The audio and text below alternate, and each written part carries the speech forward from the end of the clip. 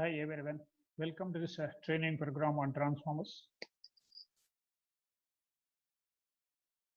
I am Jain Karamchetti, a graduate in electrical engineering from JNTU, College of Engineering, Kakinada.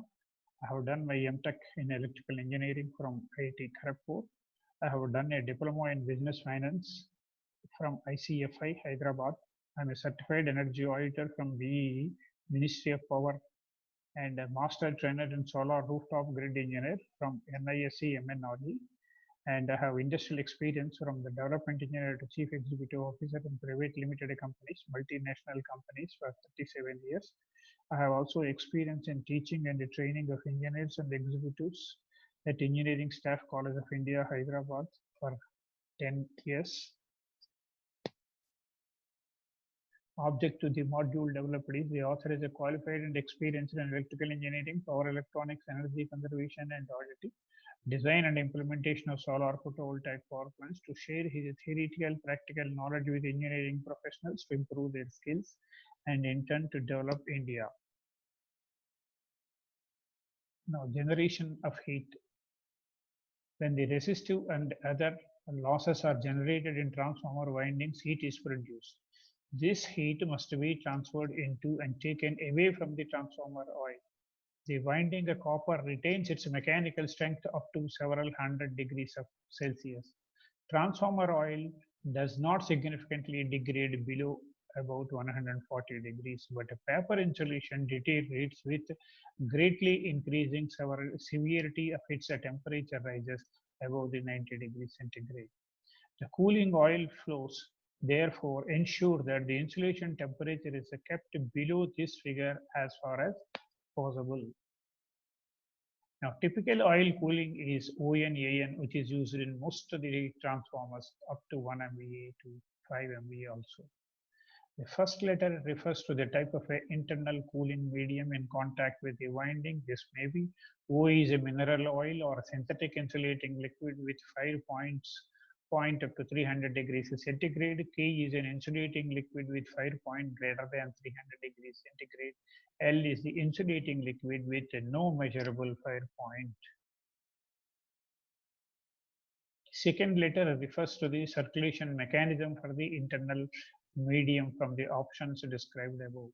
N is a natural is called a thermosiphoning flow through the cooling equipment and winding. F is a forced circulation through the cooling equipment, thermosiphoning through the windings. D is a forced circulation through the cooling equipment directed from the cooling equipment into at least the main windings. The third letter refers to the external cooling medium, thus A is air, W is water. The fourth letter refers to the circulation mechanism for the external cooling media. N is a natural, F is a forced cooling. So that's why we call it as ONAN. Corrugated tank. These are the modern ones. For the last 5 years, we have been seeing many of the transformers on the roadside substations. A convenient way of providing some means of accommodating expansion and contraction of the oil as well as the dissipating the losses from small sealed distribution transformers is to use the corrugated tank as shown in the figure. You see in this a lot of things are missing. Conservator is not required, breather is not required, so your maintenance has come down in this case. Corrugated tank, the corrugations are formed from the light gauge steels. They may be from 80 to 200 mm deep and about 400 mm high at about 20 millimeter spacing, thus forming the sides of the tank into cooling fins. The top and the bottom edges are seam welded and the fins are able to expand and close up concertina fashion as the tank internal pressure varies, thus absorbing some of the pressure variation.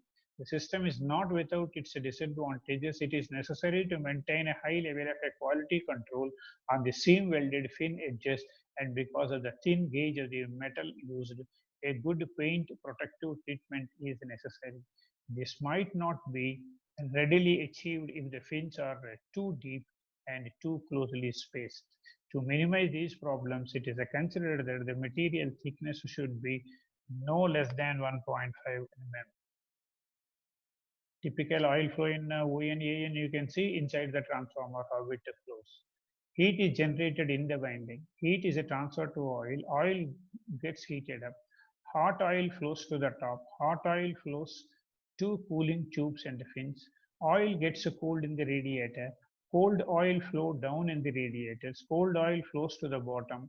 A cycle is established. This is called the thermosiphoning effect. Oil flowing AO, AFON. Compared to the previous figure, in this one you notice that one more fan is provided for the air cooling that helps in cooling the oil faster so that you can achieve another 5 degrees reduction in the temperature of the oil. Now transformers with different types of cooling tubes for different types of applications. One is you see on the HT side, another one you see on the LT side, and the other one is the overall one. Now cooled transformer oil OFAF. In this case, there is a forced air. Below the left side one, you can notice that the two fans are provided to force the air in that. And the right one, you can see there is a small heat exchanger is provided so that the cold water will come and cool the pipes and the water go back and it is a circulation. But in the second case, you should be careful about one thing.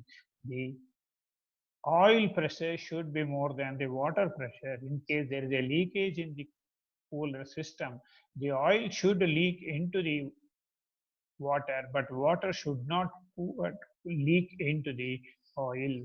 Take care of it. And in this case, you can see that different temperatures and different types of operations. This is a ON oil temperature diagram. The right sun one shows to you. AD is the oil cooler one. Here you can see AD is one. Whereas AB is the oil winding, EF is the copper winding, and AE and BG is the winding oil gradient hotspot. This H is called the hotspot. You can see the hotspot differs based on the cooling type. In this case also you can see the hotspot is going to the 70 degrees.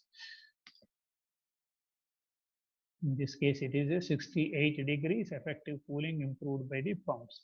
By providing the pumps, internal circulation has been increased in the transformer oil. This is a forced air cooling. You have provided a fan also at two different points which reduces the oil temperature by canalizing the oil in the radiator ducts. Effect of cooling further improves and the velocity of oil in the winding increases several times. Now cooling head, you can see that there is a difference between the center line of this particular cooling system and the center line of the transformer oiling system, and this has gone to the top level. The height H of the radiator center line above the tank center line is a measure of the thermal head available to provide a circulation of oil. The use of a swan-necked connecting pipe, this pipe is called the swan-necked pipe. Connecting the pipe enables the radiators to be raised and longer radiators to be used. Now you can see the same principle is used in this transformer. This is the center line of the transformer. This is the center line of the cooler, and this is what we are calling as that one. So the hot oil goes into the system easily. Radiator top and bottom walls. You can see one valve is provided at the bottom and one valve is provided on the top of this, and this oil is connected to this particular point. And these are all the different types of radiators which you see in the market. Some of them are pipe one, some of them are fin one, some of them are corrugated one. You can see the internal construction and corrugated. These are the fins one, these are the pipe. The basic requirement in all these cases is surface area should be good. If surface area is more, the oil goes inside as a film and cooling is faster. Transformer radiators, you can see how to connect, how to dismantle, what are the various components connected with that particular one. This is the end of the module, and other modules are transformer oil cooling, book codes, OTI and PRD. I request all of you to see that and get benefited out of that. Thank you very much to all of you.